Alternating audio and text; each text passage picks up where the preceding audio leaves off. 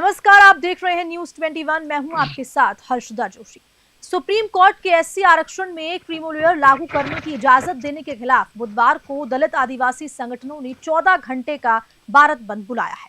National conference of Dalit and Adivasi organisation ने इसे दलित और आदिवासियों के संवैधानिक अधिकारों के खिलाफ बताया है। आपको बता दें कि भारत बंद का असर सबसे ज्यादा बिहार में देखने को मिला। बिहार में ट्रेनें रोकी गई, तो वहीं राजस्थान की अगर बात करें तो वहां भी भारत बंद का असर देखने को मिला। बात अगर मध्य प्रदेश और उत्तर प्रदेश की जाए तो इसको लेकर भी अलर्ट लगातार जारी है। तो वहीं दूसरी ओर भारत बंद को लेकर अलग अलग नेता भी अपनी प्रतिक्रिया देने से पीछे नहीं हट रहे। अखिलेश यादव की बात करें तो उन्होंने ट्वीट किया और लिखा कि आरक्षण की रक्षा के लिए जन आंदोलन एक सकारात्मक यानी कि पॉजिटिव प्रयास है। ये शोषित वंचित के बीच चेतना का नया संचार करेगा और आरक्षण से किसी भी प्रकार की छेड़छाड़ के खिलाफ जनशक्ति का एक कवच साबित होगा। शांतिपूर्ण आंदोलन लोकतांत्रिक अधिकार होना। चलिए अब आपको अलग अलग राज्यों लेके चलते हैं और क्या कुछ स्थिति वहां पर है वो बताते हैं। उत्तर प्रदेश से हमारे संवाददाता यानी कि स्टेट हेड प्रमोद अवस्थी जुड़ गए हैं और मध्य प्रदेश की बात करें तो हमारे साथ, माफ कीजिएगा, छत्तीसगढ़ से ब्यूरो चीफ गणेश वर्मा हमारे साथ जुड़ गए हैं।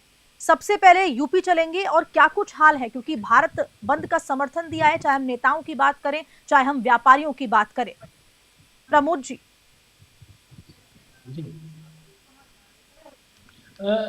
मैं बताना चाहूंगा आपको कि उत्तर प्रदेश में मिला जुला असर देखने को मिल रहा है। कुछ जिलों में, कुछ शहरों में तो बहुत अच्छे से प्रदर्शन हो रहा है, तेज प्रदर्शन किया जा रहा है और सभी दुकानदारों से अपील की जा रही है, सभी जगह अपील की जा रही है कि भारत बंद को कामयाब बनाया जाए। लेकिन उसी जगह कुछ जिले ऐसे हैं जहां पर बिल्कुल भी बेअसर है भारत बंद।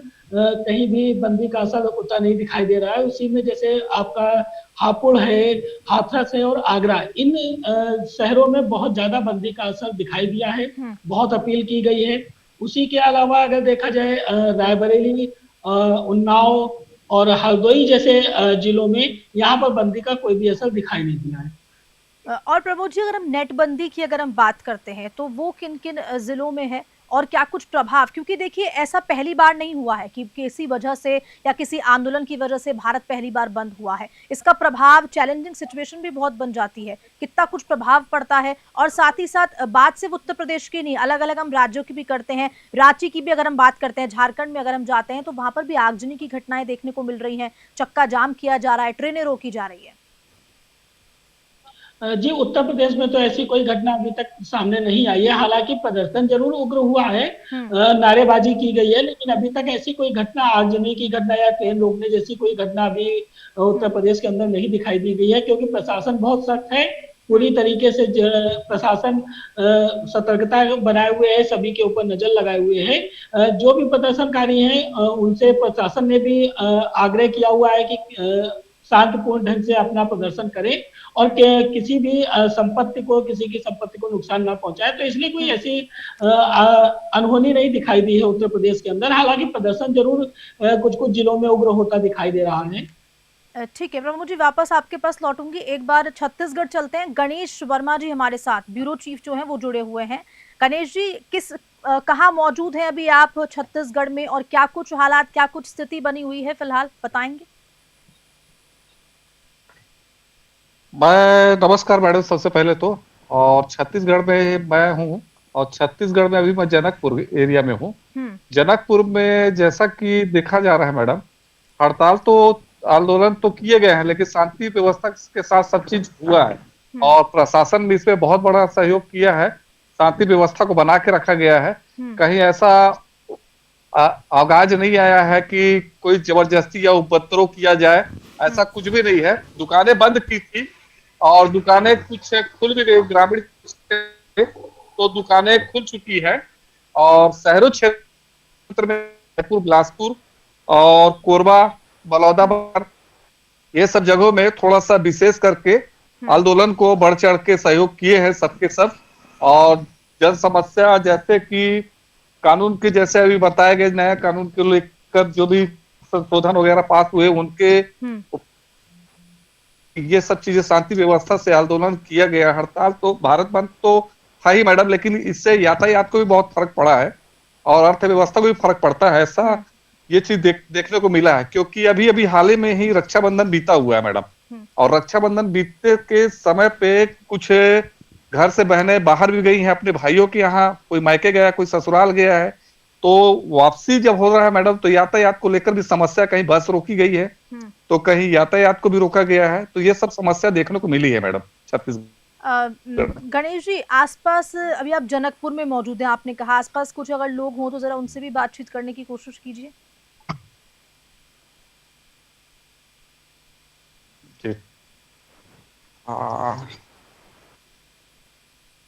जनकपुर में कैसा हो रहा अभी ये भारत का, जो अभी भारत बंद आंदोलन चल रहा था आज, कैसा हाल था अभी यहाँ का, क्या सिचुएशन था, कुछ बताना चाहिए?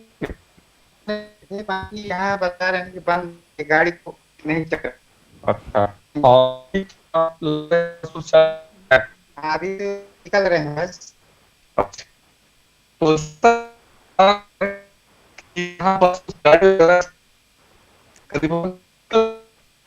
ठीक है गणेश जी, आप टेक्निकल एरर आ रहा है, आपकी आवाज नहीं पहुंच पा रही है, वापस लौटती हूँ आपके पास। प्रमोद जी हमारे साथ जुड़े हुए हैं स्टेट हेड यूपी से। प्रमोद जी, एक मैं ट्वीट का भी जिक्र करना चाहूंगी, आज पढ़ रही थी ट्विटर पर ट्वीट किया गया है, सुप्रीमो जो समाजवादी पार्टी के हैं अखिलेश यादव, उन्होंने कहा है कि ये जो आंदोलन है ये पॉजिटिव सकारात्मक आंदोलन के तौर पे शांतिपूर्ण तरीके से इसे करना चाहिए। शायद इसी का देखिए असर भी देखने को मिला, जैसे कि आप बता रहे हैं कि कोई आगजनी की घटनाएं, चक्का जाम जैसी असर नहीं देखने को मिला। उग्र आंदोलन जरूर हुआ, लेकिन आगजनी जैसी घटनाएं या ऐसी घटनाएं नहीं देखने को मिली। जी, असल में राजनीतिक रोटी तो इस फैसले को लेकर सेकी जा रही है, लेकिन कोई भी राजनीतिक संगठन ये नहीं चाहता कि किसी तरीके का विरोध भी उन्हें झेलना पड़े। इसलिए अखिलेश यादव ने भी शांतिपूर्ण ढंग से अपने पार्टी के कार्यकर्ताओं से अपील की थी कि शांतिपूर्ण ढंग से ही करें। बसपा ने भी 12 बजे के आसपास पार्टी कार्यालय से एक जुलूस के रूप में निकले हैं और राष्ट्रपति को संबोधित करते हुए संबोधन में एक ज्ञापन कलेक्ट्रेट में उन्होंने दिया है। नारेबाजी तो जरूर हुई है, कुछ विजुअल में आपको दिखाई भी दिया होगा कि ये नारेबाजी करते हुए उनके पार्टी के कार्यकर्ता निकले हैं, लेकिन किसी प्रकार की अनहोनी घटनाएं नहीं हुई हैं। प्रशासन का भी इसमें हाथ रहा है, प्रशासन इतना सख्त रहा है कि उसने किसी अनहोनी घटना को ना अंजाम दिया जाए, इसका प्रयास किया है। लेकिन देखिए साफ तौर पर यह भी देखा जा रहा है, ठीक, गणेश जी का एक बार वापस से उनका रुख करेंगे। गणेश जी, आपने बातचीत करके बताया असर जनकपुर में भी देखने को मिला भारत बंद का, और पहली बार ऐसा नहीं हुआ, प्रभावित क्या कुछ हुआ? प्रभारी तो ये मान के चलिए मैडम कि जैसे कि अब शहरी क्षेत्र में है, शहरी क्षेत्रों में कुछ पेट्रोल टंकी भी बंद हो गई है और बाकी कुछ स्कूल विभाग भी सब पूरे तरीके से बंद हो चुके हैं। और हालांकि कुछ पे जानकारी नहीं था ग्रामीण क्षेत्रों पे, तो ग्रामीण क्षेत्रों में भी जाके उसको बंद कराया गया है कि छुट्टी कर दी गई है। और बाकी ऐसा कोई उपद्रव नहीं हुआ है मैडम, ना कहीं कुछ विशेष तरीके से हड़ताल को बड़ा अंजाम दिया गया हो। छत्तीसगढ़ में बहुत शांति व्यवस्था से इस भारत बंद आंदोलन का कार्यक्रम किया गया है। ठीक है प्रमोद जी, भारत में पहली बार ऐसा नहीं हुआ कि भारत बंद हुआ है। कई बार ऐसे आंदोलन हुए जब भारत बंद हुआ, चाहे हम किसान आंदोलन की बात कर लें, हम कोई भी आंदोलन का जो बड़ा मुद्दा होता है जिसपे सहमति नहीं बन पाती है तो उसको लेकर वो अपना विरोध जताते हैं, आंदोलन करते हैं, लेकिन दुष्परिणाम है उसका आखिरकार जिम्मेदार कौन है? क्या लगता है आपको इस पूरी?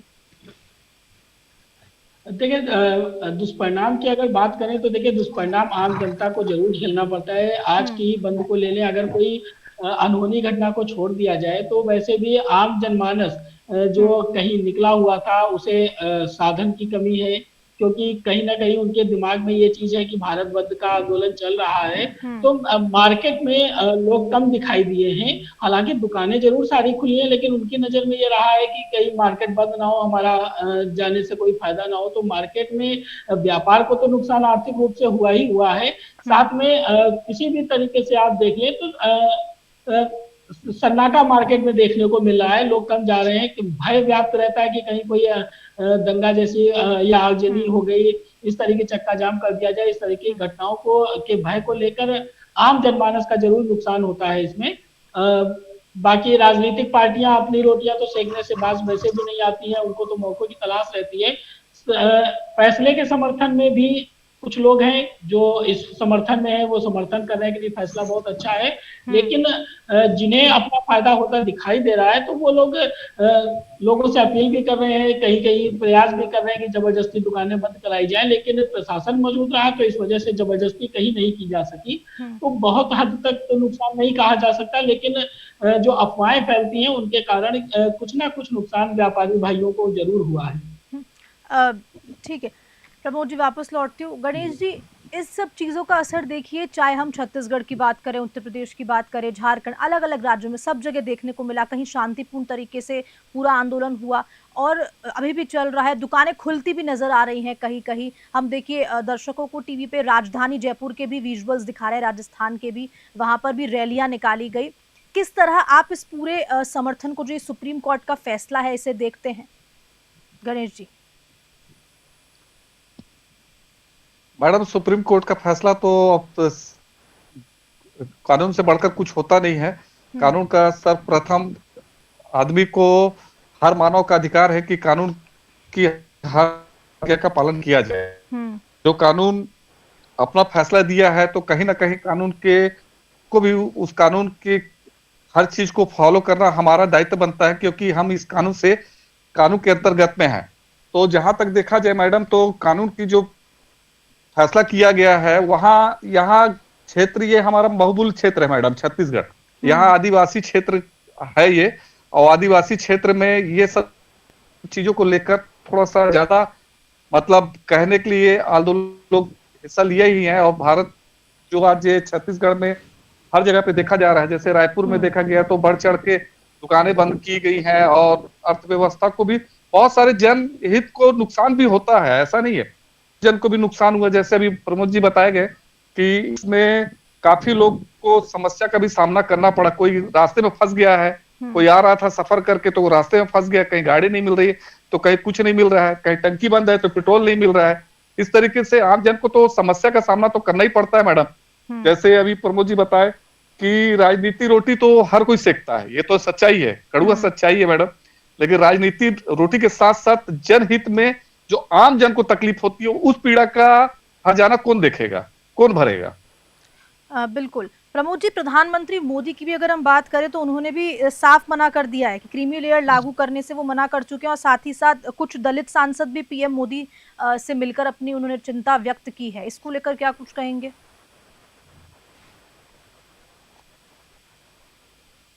देखिए, जो न्यायालय का जो आदेश है, सर्वोच्च न्यायालय का आदेश है, वो हर एक बिंदु पर विचार करके ही कोई फैसला सुनाता है। तो उसके फैसले पर तो कहीं से भी कोई शंका नहीं की जा सकती। हर एक बिंदु पर उन्होंने विचार किया हुआ है, सोचा है कि कहीं से किसी का भी नुकसान ना हो। लेकिन अगर अपने निजी स्वार्थ के बस अगर देखा जाए, क्रीमी लेयर की अगर बात की जाए, तो विशेष रूप से किसी को भी हमारी न्यायपालिका भी नहीं चाहती कि किसी को विशेष रूप से कोई फायदा दिया जाए। जो भी फायदा हो समान रूप से, लोकतंत्र है हमारे देश में, तो सभी को समान रूप से देखते हुए, सद्भावना की भावना से रखे, समानता की भावना को देखते हुए निर्णय लिया गया। तो निर्णय कहीं ना कहीं बहुत सही है। और इसमें अगर देखा जाए, कोई जो जनजातियां हमारी हैं जो कहीं पिछड़ी हुई थी, तो उन जनजातियों को भी बराबरी पे लाने के लिए इस फैसले को लिया गया है। लेकिन कहा जा सकता है कि अगर अपने वोट बैंक को बरकरार रखने के लिए कुछ पार्टियां इसको निजी स्वार्थ बनाते हुए आंदोलन कर रही हैं, अपने आपको की उपस्थिति दर्ज करा रही हैं, तो कहीं से ये गलत भी है कि सर्वोच्च न्यायालय के फैसले पे कोई उंगली उठाए, ये भी एक तरह से गलत ही है। जी ठीक है प्रमोद जी, गणेश जी, बहुत बहुत शुक्रिया हमारे साथ जुड़ने के लिए, तमाम तस्वीरें दिखाने के लिए और ये जानकारी देने के लिए। तो कई शहरों में नारेबाजी और प्रदर्शन लगातार जारी है, क्योंकि एससी आरक्षण में क्रीमी लेयर के विरोध में भारत बंद हुआ। और साथ ही साथ हम बात सिर्फ उत्तर प्रदेश या छत्तीसगढ़, मध्य प्रदेश की नहीं, राजस्थान की भी अगर बात करते हैं, आपको परकोटे की हमने तस्वीरें भी दिखाई है कि भारत बंद का असर देखने को मिला। हालांकि अब धीरे धीरे दुकानें खुलने लग गई हैं। और राजस्थान की बात की जाए तो रैली भी निकाली गई और विरोध प्रदर्शन भी किया गया। नमस्कार।